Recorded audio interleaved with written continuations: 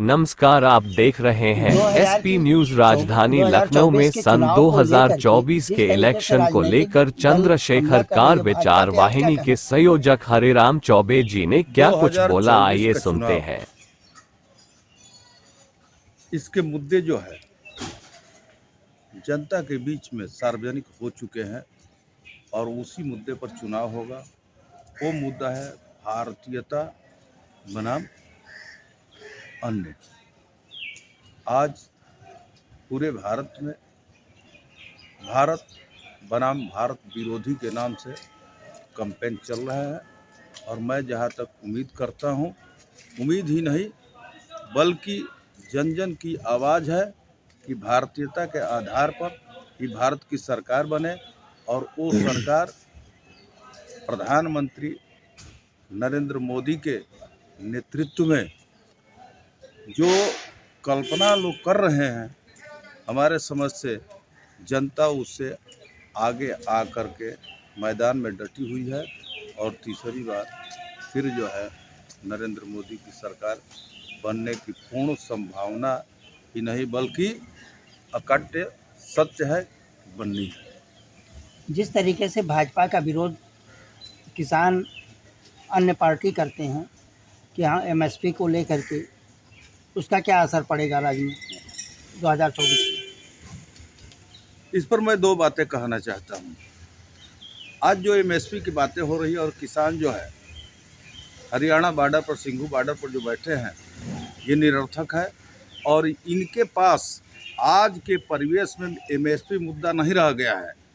इनके ऊपर जो एफआईआर है और अवैध ढंग से जिस तरह से एक विदेशी आक्रांता भारत पर आकर के आक्रमण की बात करता है, उस तरह से उपकरणों के साथ ये आकर के भारत के लोगों के साथ, भारत के सरकार के साथ जो ये व्यवहार कर रहे हैं, जिस तरह के भारत के विकास में अवरोध पैदा कर रहे हैं, इनके ऊपर बहुत बढ़िया कार्रवाई हुई है और मात्र अब इनके अंदर ये भय समा गया है कि जिस रास्ते पर मैं बढ़ रहा था वो रास्ता गलत है और सरकार से अब ये एमएसपी का नहीं बल्कि अब इस चक्कर में फंसे हैं कि जो हमारे ऊपर एफआईआर हुआ है, जिस तरह से हमारे ट्रैक्टर, ट्राली या अन्य उपकरण जब्त किए जा रहे हैं, उससे हमको मुक्ति मिले, मात्र इनका संबंध इससे है।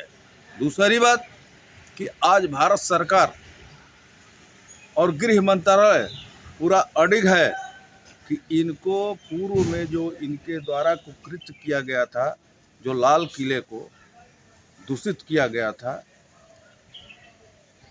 लोगों को, सरकार को जो बाधित किया गया था, सरकार की अर्थव्यवस्था को जो प्रभावित किया था, आज उस तरह की परिस्थितियां सरकार ने नहीं बनने दिया। दूसरी बात मैं ये कहना चाहता हूँ कि 2014 के पहले किसान का बेटा किसान अपने को कहने में शर्मिंदा महसूस करता था। आज मोदी के नेतृत्व में किसान चारों ओर संतुष्ट हैं और किसान शान से कहता है कि मैं किसान हूँ और किसान का बेटा भी शान से कहता है कि मैं किसान हूँ। अगर इनके अंदर नैतिकता रहती, हालांकि इस संघर्ष में मात्र पंजाब के लोग हैं, भारत का किसान नहीं है, भारत का किसान यहाँ पर नहीं पहुँचा है, लेकिन मैं उन किसानों से कहता हूँ जो धरना प्रदर्शन पर बैठे हुए हैं, जो एमएसपी की मांग कर रहे हैं, वो किसानों के संतुष्टि की बात कर रहे हैं। भी तो भारत सुन का एक अंग लीजिए, है। सुनिए, इसी बात पर मैं कह रहा हूँ कि सर्वोच्च न्यायालय का एक फैसला है, SLY नाम समझे आप लोगों ने सुना होगा, सतलज जमुना लिंक नहर। सर्वोच्च न्यायालय ने फैसला दिया है कि आप हरियाणा को पानी दीजिए। इनकी नैतिकता कहाँ गई? आज उनकी खेती बाधित है, वहाँ ऊसर हो गया है हरियाणा में आधा, क्यों नहीं ये पानी देते हैं? वहाँ पर इनकी नैतिकता नहीं है, वहाँ पर किसानों के हक की बात नहीं करेंगे। अरे ये वो किसान हैं, किसान के भेष में उत्तर प्रदेश से लेकर के बिहार तक सारे छोटे मोटे किसानों को ये लूटने वाले लुटेरे, आज इनका व्यापार बंद है, उस पर ये हंगामा कर रहे हैं। इनको एमएसपी से कोई फायदा नहीं है। और एमएसपी प्रदेश का भी देने का हक है, केंद्र का, दोनों के मिल करके होता है। तो क्यों नहीं पंजाब से पहले एमएसपी की बात करता है, उसके बाद केंद्र में आए। इनको एकमात्र 2024 के चुनाव को बाधित करना है और व्यापार करना है। ये विदेशों के द्वारा जो पैसे आ रहे हैं कि भारत के विकास की गति को कैसे रोका जाए, इसमें चीन भी है, इसमें CIA भी है, इसमें जॉर्ज सोरस है, अन्य कई विरोधी जो विदेशों में जो काम कर रहे हैं, उनका ये देन है, ये यहाँ के किसानों का नहीं है। और हमारे पत्रकार महोदय ने एक बात कहा कि राशन और इस पर जो है ज्वार बाजरा दिया जा रहा है, जो कि ये उचित नहीं है। मैं ये कहना चाहता हूँ कि ज्वार बाजरा मक्का ये आपके भारत का फसल है और विश्व स्वास्थ्य संगठन ने अभी 2-4 माह पहले जो आयोजन किया गया था, किसका? विश्व स्वास्थ्य संगठन का, और कहा कि ये मोटांजा अगर इसका इस्तेमाल किया जाए तो जो 70% आपकी बीमारी है, शुगर है, BP है, ये सब खत्म हो जाएगा।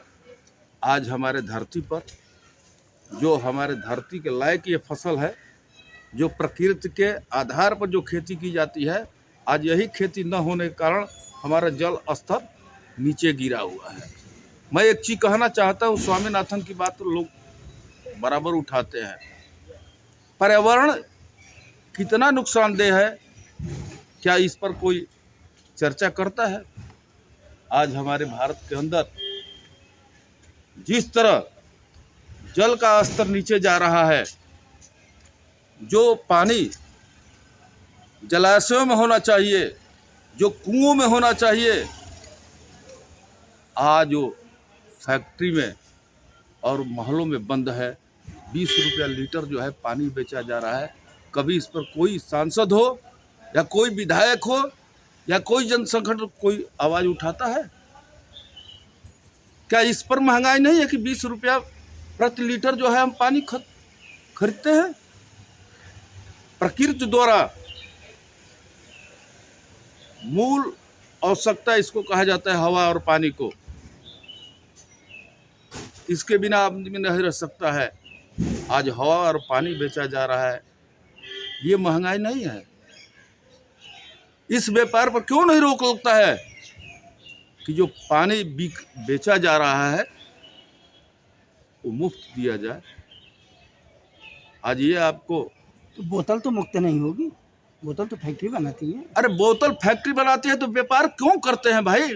20 रुपया लीटर, अगर प्रति लीटर का दाम 20 रुपया है, वो दूषित पानी के लिए वो अरे मिनरल कौन सा दूषित पानी है यार?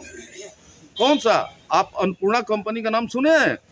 हमारे यहाँ जो नमक था, अन्नपूर्णा कंपनी ने ठेका लिया यहाँ पर और 50 पैसे किलो के दर से बिकने वाला नमक 8 रुपया केजी रातों रात हो गया था और कहा गया कि आयोडीन युक्त नमक खाइए। तो ये विदेशी कंपनियों की साजिश है, इस पर भी रोक लगना चाहिए। तो मैं ये कहूँगा कि ये सरकार सबसे पहले पानी के व्यापार पर रोक लगाए, महंगाई वहाँ भी बढ़ती है। इन्हीं शब्दों के साथ तो इसको क्या कहना चाहेंगे? क्योंकि जैसे भी आपने कहा कि स्वास्थ्य विभाग ने मोटे अनाज खाने से बताया है कि बीमारियां दूर होंगी, ठीक है आपका कहना, मगर न्यू जनरेशन उसको नहीं पसंद करती है, आजकल के लोग उसको नहीं खाना चाहते हैं। तो वो अनाज लेकर के इस तरीके का, यानी कि बाजरे को लेकर के वो क्या करेगा? हाँ, ये बात आपने सही कहा। क्या बाजरा खाने का तरीका आपको पता है? आप जो है मैगी या अन्य जो है चीन द्वारा प्रोटेस्ट फूड को खाते हैं, क्या उसके विकृति को आप जानते हैं? जो आंतों पर प्रभाव पड़ता है। आप जो है बाहर के जो जर्सी गाय का दूध पीते हैं, क्या उस दूध से किस तरह का, डेनमार्क से जहाँ से वो चला है, डॉक्टर कुरियन का नाम सुने हैं? जर्सी कुरियन का नाम, जिन्होंने इसका विकास किया। डेनमार्क में सबसे ज़्यादा दूध होता था लेकिन इस जर्सी का दूध का वो इस्तेमाल नहीं करते हैं, समुद्र में बहवा देते हैं। और वो दूध जो है आपके यहाँ बच्चे से लेकर के बुढ़ा तक पीता है और अपने को स्वस्थ महसूस कर रहे हैं, जिस वक्त नाना प्रकार की बीमारियां हैं उस पर भी ध्यान देना चाहिए। कौन कहता है कि जुआ नहीं खाना चाहते हैं, उसका व्यंजन बना करके तो देखिए कि वो किस तरह का व्यंजन